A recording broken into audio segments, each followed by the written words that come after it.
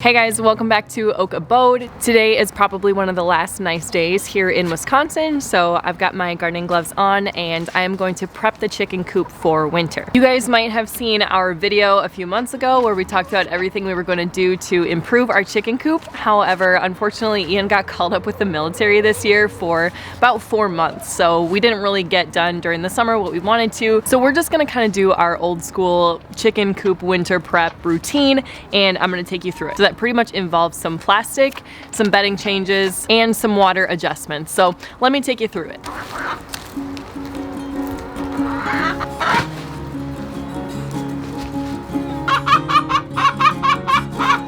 Okay, the first thing I'm gonna do is I'm gonna clean out their coop. So we use the deep litter method, so we only clean it twice a year, once right before winter hits, and then once kind of when spring hits. Obviously, it's very little work, and actually there is no smell because it's basically a composting system, so it's a balance of brown matter and green matter. If animals smell, it's really only because there's usually too much green matter and not enough brown matter. So as long as it's balanced, you shouldn't have to clean it out all the time if the composting system isn't out of whack. So I'm gonna show you guys what it looks like now after having not been cleaned for about 7, 8 months. So on the top layer, you can see the newer shavings. Basically, all we do is every 2 to 3 weeks. Hi, Millie. Every 2 to 3 weeks, we sprinkle some new shavings on top. And then over time, the chickens mix it up just a little bit. But what happens is deep down, you get this beautiful compost. Let's see if I can find some. As you can see, as I'm digging away, that's, whoa, there's so much new stuff in here right now. But that's the more composted matter underneath. And like I said, it doesn't smell and it makes wonderful garden bedding.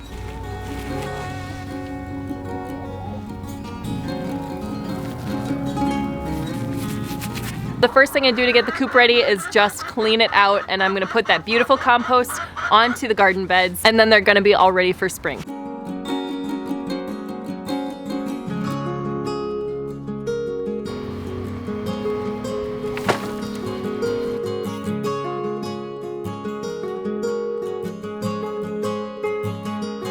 All right, we got 1 wheelbarrow full of beautiful organic compost.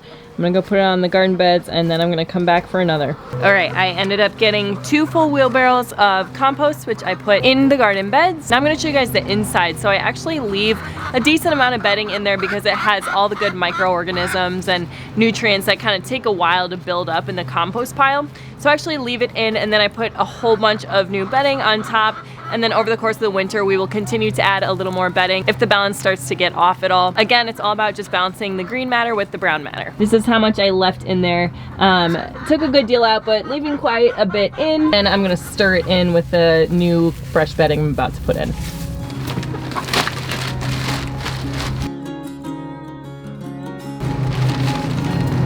All right, that's what it looks like now.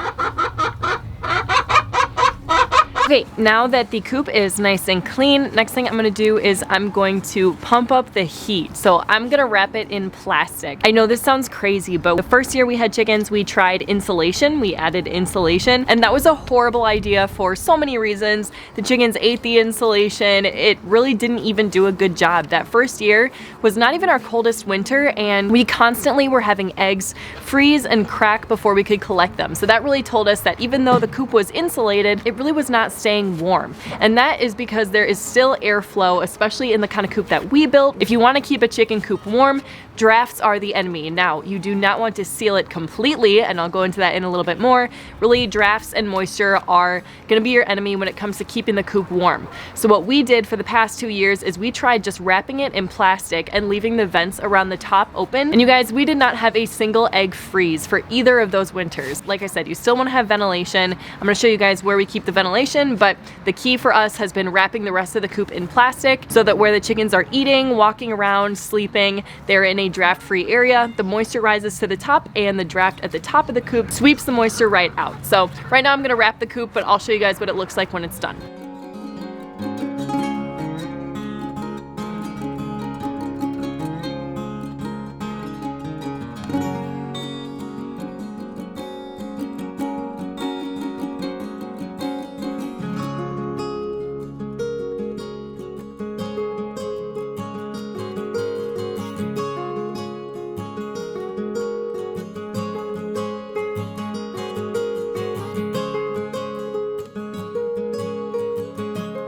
Alright guys, thanks for bearing with me. So I got quite a bit of work done while I had to charge my battery. So what's most important is I finished wrapping the coop in plastic. Like I said, we do not wrap it completely in plastic. That's not just because they have to breathe air, but also because we know that moisture is your worst enemy when it comes to keeping chickens warm in the winter. And so that moisture really needs somewhere to escape. So we have vents all across the top of our coop. So there's ventilation between the coop roof and the walls. And then also we have cut some holes on the highest part of the coop where we can get a nice cross breeze, but it's below where the chickens roost. The other thing that I did is I covered the run. So I covered the run with the same plastic, and this is the first winter I'm trying this. This isn't to keep them warmer, but it is to keep the snow and the moisture from precipitation off of the ground. Now I can't guarantee that it's gonna work really well because eventually the snow is gonna melt, especially if it's a sunny day. Fingers crossed that this works out okay. And the other thing that I did is I hooked up their water to the extension cord. We do not use any kind of heat lamp in our coop. I've heard of heat mats being a little bit safer from heat lamps, but we've never used those ourselves. But these heated waters are made quite a bit safer. I've used this exact water in years past, and we have 2 of them. We love them. It doesn't heat up the water to the point where it's warm water. It just heats it just above freezing. So it's not like a super hot element that you have in your coop. I'm gonna link the exact water that I have below. Before we got these waters, I tried a ton of different tricks, like the ping pong ball trick and the saltwater water bottle in the water trick. Nothing worked to keep the water unfrozen.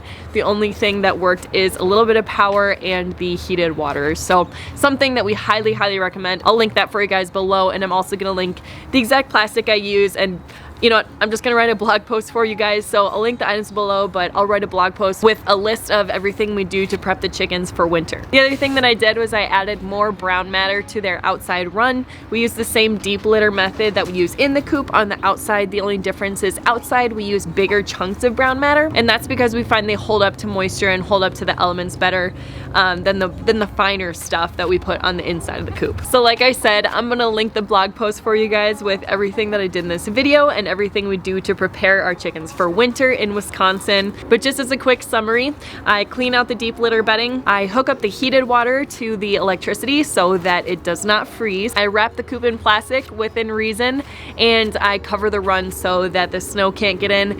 Again, this is my first year trying that, so I will update you guys in a couple months with a pinned comment below, and I'll let you know if it's actually worth doing or if it has just been totally a disaster. I think I am still probably gonna try and convince Ian to add a little addition onto the coop before winter so that I can put their food on the outside of the coop and kind of have it funneled in just to give them a little more room inside. But we'll see. We'll see if I can pull it off. Thanks for joining me on the chores today, guys.